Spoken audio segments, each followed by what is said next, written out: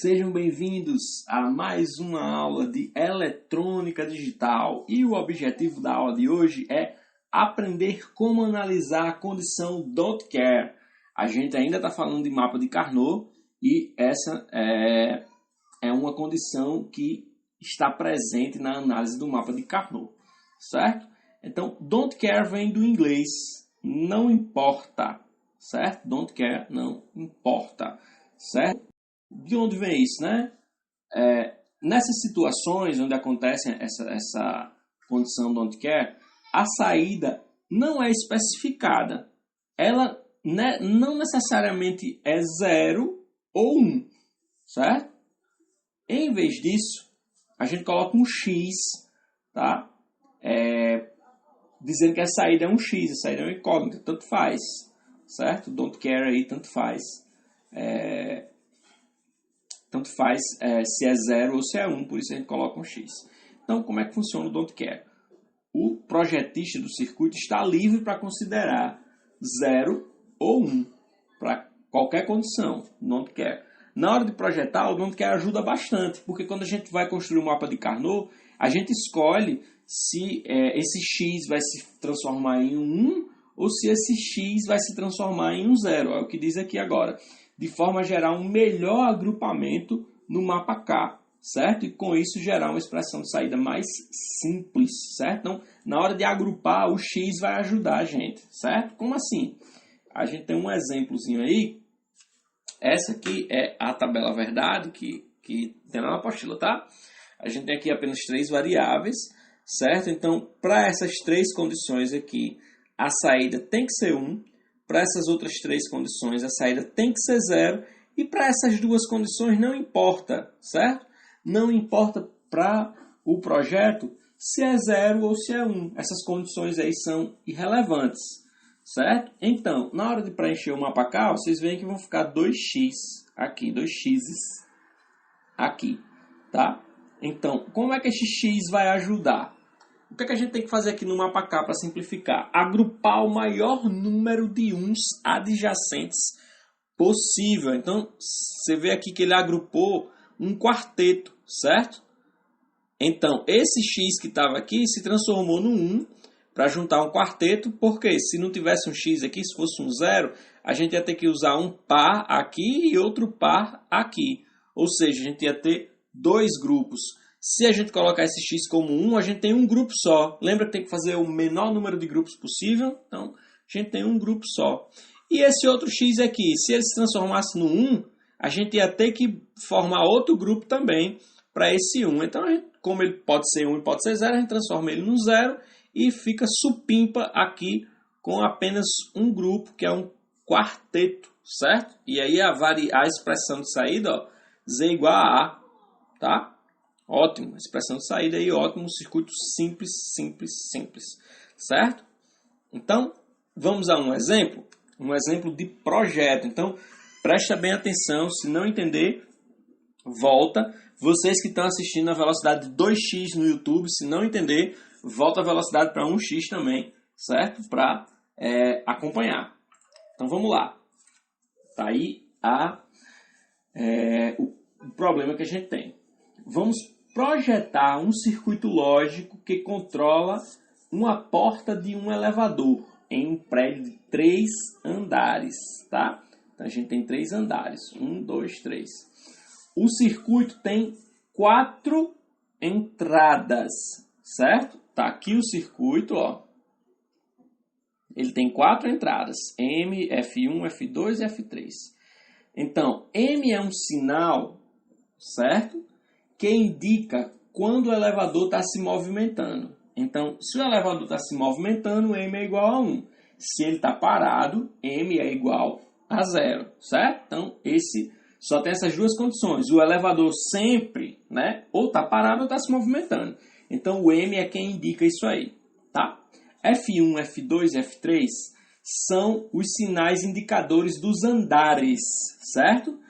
Que normalmente eles estão em nível baixo, mas quando o elevador está parado no andar, eles vão para o nível alto. Ou seja, F1, F2 e F3, cada um deles será 1, certo? Se o elevador estiver parado no andar correspondente, certo? Por exemplo, quando estiver no segundo andar, F2 vai ser 1, certo? E F1 e F3 tem que ser 0, tá? Porque ele não está nem em F1 nem em F3, está em F2, ok? A saída do circuito, que se chama abrir, tá? Ela normalmente está em nível baixo, porque a porta do elevador vai estar fechada. E vai para um nível alto quando a porta do elevador precisar ser aberta. Então, esse sinal abrir aí é quem vai abrir e fechar a porta do elevador. Quando abrir for 1, a porta do elevador abre. Quando abrir for 0, a porta do elevador tem que estar fechada. Ok? Então, como é que a gente vai fazer esse circuito aí, tá? Vamos preencher aqui a tabela verdade, tá bom? Então, lembrando das condições. A porta do elevador só pode abrir quando M for igual a 0. Por quê? Porque M diz se o elevador está parado ou se movimentando. M igual a 0 é o elevador parado. Imagine aí, a porta do elevador abrir enquanto ele está movimentando, não dá certo, né? Então, M igual a 0 é o elevador parado. Então, a porta só pode abrir quando M for igual a 0. Então, a gente já sabe que as saídas que vão ser igual a 1 vão estar nessas condições aqui, de M igual a 0. Tá? Próxima condição.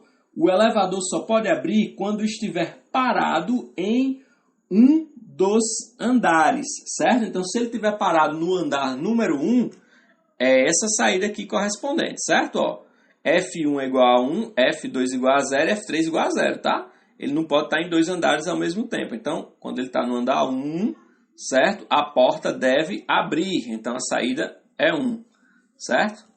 Quando ele está no andar 2, ó, F1 igual a 0, F3 igual a 0 e F2 igual a 1, tá? Então, deve abrir também. E, como é que chama agora? Quando ele está no andar 3, então F1 igual a 0, F2 igual a 0 também e F3 igual a 1. Então, ele deve abrir. Agora, uma coisa que a gente tem que prestar atenção. Quando o elevador está se movimentando, né? Ou seja, quando M é igual a 1 e o elevador estiver em um desses três andares, certo? No andar 1, no andar 2 ou no andar 3, a porta não pode abrir, certo? Ou seja, a saída nessas condições aqui, tá? Quando M igual a 1 e quando ele estiver em um dos três andares, tem que ser 0. A porta não pode abrir de jeito nenhum com o elevador andando, certo? Bom, vamos para o próximo passo. O elevador não poderá abrir se os sensores dos andares estiverem desligados. Ou seja, quando o elevador estiver entre um andar e outro, certo? Ele não vai estar em nenhum dos andares. Então, todos os andares vão... Eu não fiz a animação de marcar, mas ó, todos os andares igual a 0 aqui, todos os andares igual a 0 aqui. Independente do elevador estar parado ou estar se movimentando, certo? Se ele não estiver em nenhum dos andares, ele não pode abrir. Então, tem que ser 0 aqui também, certo? As demais condições de entrada são impossíveis de acontecer. Veja só, essa condição aqui, por exemplo, o elevador está no andar número 2 e está no andar número 3 ao mesmo tempo. Não pode, né? O elevador não pode estar em dois lugares ao mesmo tempo. Pelo menos os elevadores que eu conheço não podem, certo? Então, como o elevador não pode estar em dois andares ao mesmo tempo, sendo assim, a saída aqui não importa. Ah, professor, mas o elevador não pode abrir não, de jeito nenhum. Por quê? Né? Se essa condição é impossível, certo? O elevador está no andar 2 e está no andar 3, isso é impossível de acontecer, nunca vai acontecer. Então essa saída aí é irrelevante para mim, tanto faz, certo? Então essas saídas aí que são impossíveis de acontecer, que são todas as demais, certo? A gente vai preencher com X. Elas não importam, elas são irrelevantes para a gente. Fisicamente são impossíveis de acontecer, certo? Então, X para todo mundo. Agora, o mapa K. como é que a gente preenche o mapa K? Já está aí as saídas, né? Temos todas as saídas, então para preencher o mapa K, certo? Primeiro a gente vai considerar aqui que M, porque eu já tenho salvo essa figura aqui, certo? Então, para eu não ter que mudar as variáveis, então eu vou considerar que M vai ser igual a A, F1 igual a B, F2 igual a C e F3 igual a D, certo? Então, ó, a gente coloca aí primeiro as condições onde a porta vai abrir, certo?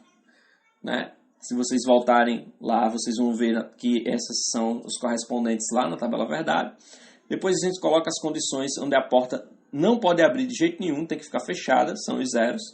E os demais não importam pra gente, don't care. Certo? Então, ó, o que é que a gente tem que fazer agora? A gente tem que agrupar os uns. Mas a gente só tem 3 uns, e se você vir aqui, ó, esse 1 não tem nenhum outro 1 adjacente. Esse 1 não tem nenhum outro 1 adjacente. E esse 1 também não tem nenhum outro 1 adjacente. Então, a gente vai ter que formar 3 grupos aqui com apenas um 1, certo? Isso não é interessante. Por quê? A gente tem que agrupar o máximo de uns possível. E nesse caso, a gente só ia agrupar um.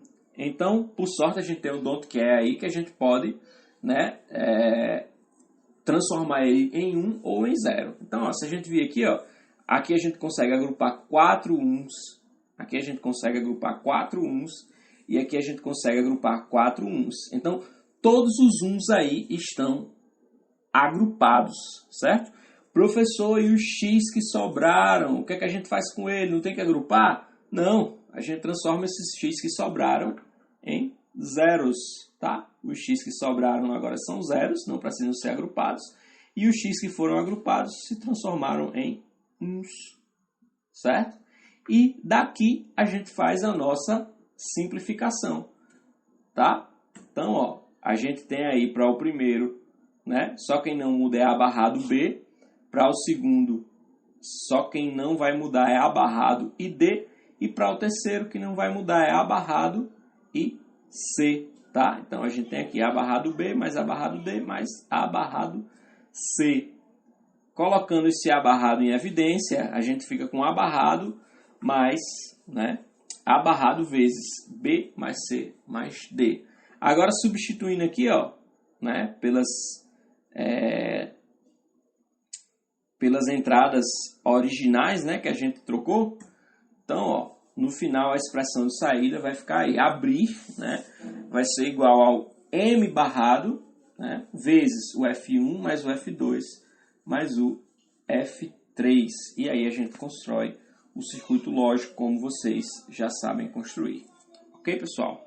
Então, até a próxima aula. Fique com Deus. Bons estudos. Não se esqueça de assinar o canal. Até mais.